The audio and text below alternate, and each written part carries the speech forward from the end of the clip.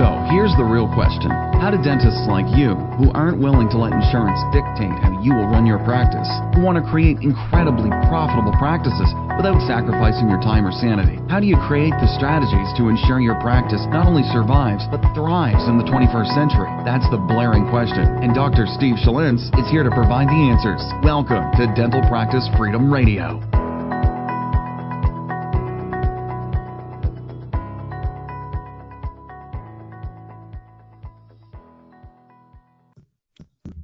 Hello, everybody. This is Dr. Steve Schalintz, and I want to welcome you back to Dental Practice Freedom Radio.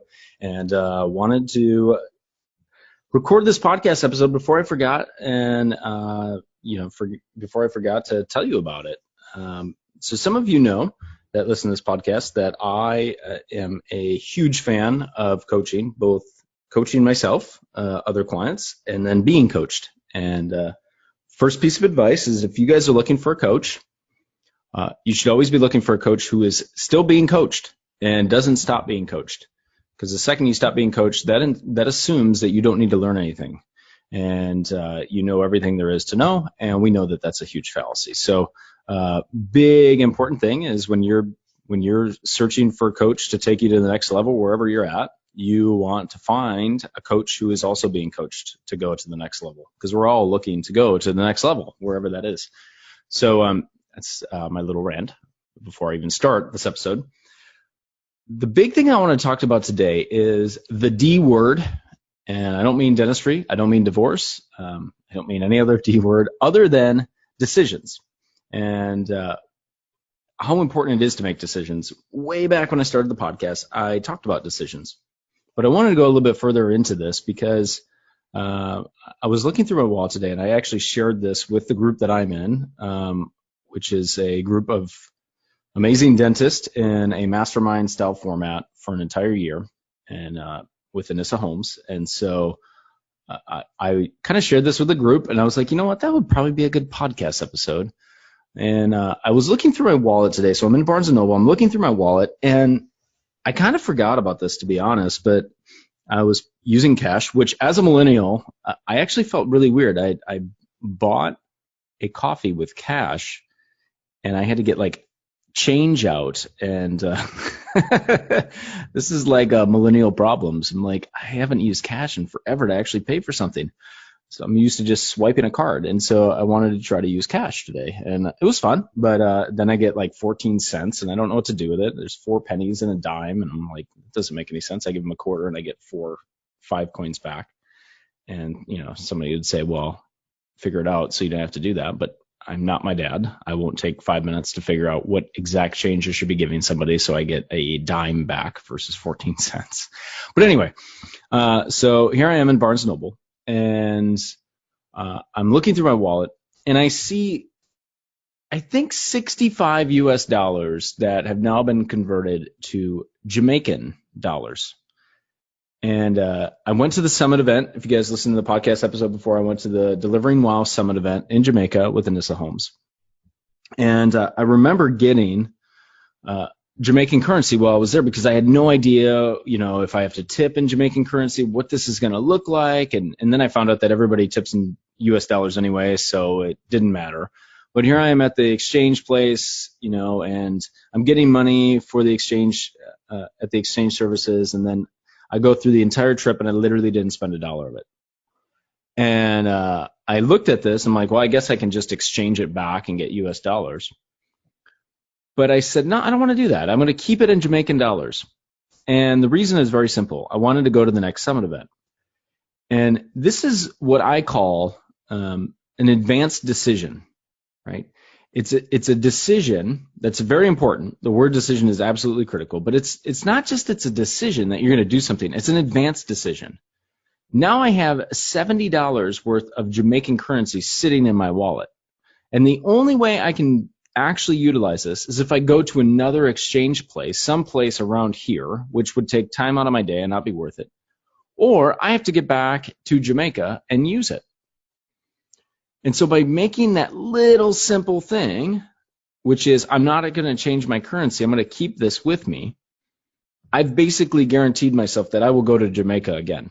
It could be at the summit event, it could be at a vacation, whatever. I got my ticket for the summit, but that's how advanced decision making works. And you have to understand that this can apply in your dental practice. You can actually start to make decisions and do things in your dental practice well before you actually have to do it. So, for example, I am planning on doing a case presentation mastermind session in either Charlotte or Nashville or someplace pretty close by in the next 3 months. And when I get off this podcast, this episode, this is really going to force me to do it, because now I'm telling you, again, an advanced decision. By telling you I'm going to do it, guess what? I'm going to have to do it now. But if I was to do that, what most people do is they say, well, I'm going to do a live event. I'm going to do a live event, and I'm going to plan all this stuff, and I'm going to know what to talk about, and I'm going to keep planning and planning and planning and planning. The problem with that is you still haven't actually made a decision that it's ever going to happen. And so how many times do you do this even in your practice? Like, I'm planning, I'm going to do this, and we're going to do this with our new patient experience, and this is going to look awesome, and we're going to do this, and this is great. But there was never actually a committed decision because you did something that's going to force you to do it. So if I'm doing a mastermind event, the first thing that I'm going to be doing is I'm booking the venue. I'm booking the date. I'm booking the time. I'm going to have the venue for the whole day on this date in the future, whatever city, and that's going to be it. That's the first decision I make. And by doing that, guess what? I'm going to have the event now, because I've put the money down in a deposit to book the room, and I'm going to go make sure that that event happens. And then the second thing I'm going to do is actually start to sell it, right? Now, when I tell this to people, they go, you're insane. Like, how could you sell something you don't even have? That's why I'm selling it, because it's going to put the onus on me to actually create it. I want to see if the market actually wants it, right? I know a lot of people in the entrepreneurial space, they're doing an online program, right? And so, they go, okay, I'm going to teach somebody how to do X. All right, awesome. Tell me how you're going to do that. I get this a lot in my, my thinking in a results business when I take people through personal growth and development, and they're building out business concepts, and I'm trying to help them with that. And I say, okay, so tell me how you're going to do that. Well, I'm going to plan, and I'm going to have all these modules, and I'm going to have module 2.2 is going to cover this and this and this and this, and I'm going to build all this out, and then when I get done, I'm going to launch it. That is a complete opposite way that you should be doing it. What you should be doing is you actually try to sell what it is you want to be creating first to a group of warm clients and warm buyers, and then you want to find out what they actually want, right? And say, let me just ask you a question. Would you guys be interested in something like this? And just see what their response is. And then when you start to sell it, you'll know, right? And so if people are going to be buying it, even if you don't have it created, it does two things. One, it actually validates what it is you're doing. And two, it puts the onus on you to actually create the product. And the product creation phase will happen tremendously faster when there's a deadline now. Like if I launch Mastermind, and I said I'm going to do a case presentation mastermind group for 10 dentists in a very in Nashville or Charlotte, and it's going to be a very exclusive group, and it's going to be a one-day long event, and I'm going to give you everything I know, and it's going to be on June 15th at 2 p.m. to 8 p.m. Eastern Standard Time, and I sell it, and people buy it. Guess what happens? I'm going to have to create it because people now bought it. So I know that they're going to buy it, and now I have to go create it. And the creation phase takes place in a very condensed format, and it happens a lot faster and easier. That is the idea of committed decisions. That's the idea of advanced decision making, right? Even when you book, this is one of my pet peeves, is like people say, well, I wish I could book a vacation, but I just don't have the time. And I always make the argument, you don't have the time because you haven't made a decision to go on the vacation yet. What happens when you book the flight? You notice how everything moves around that flight. Well, I got to change this, and I got to change this, and I got to do this, and I got to do this because I booked that flight. I am not moving that flight. Even though it might only cost me $75 and it's completely inconvenient the second I book that flight, I know I'm going there. I'm going to the vacation. So in what parts of your business and your life are very similar to the trip you never take because you can't make a advanced decision to push you into that actual thing that you want? How many times does that happen in your dental practice, right? Like you say, okay, well, I'm going to completely change my new patient process. I want it to be more thought out, more relationship based. I want to, do this, this, and this when the time is right.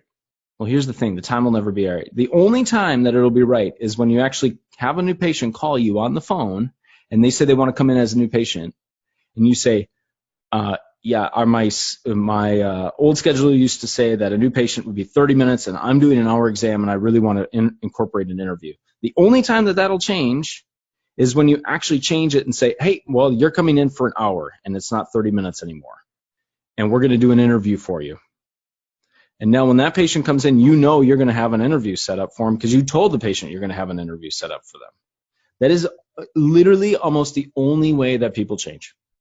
If you try to do it to your own devices and not make committed decisions or advanced decision making, it will be much more difficult for you to have significant change in anything you do. I'm not saying you can't do it. I've seen people do it, but it typically takes a lot longer and a lot of things just fall through the cracks and never actually happen. I know this from personal experience, and the more I study this, the more I realize how important it is that you basically lock yourself into something you want to do. I'm not saying you should lock yourself into things you don't want to do. Like I really want to do the mastermind. But the only way I will take the incentive to do the mastermind is once I book that hotel. Then I know I have to do it, right? Now I know I have to get people to the event.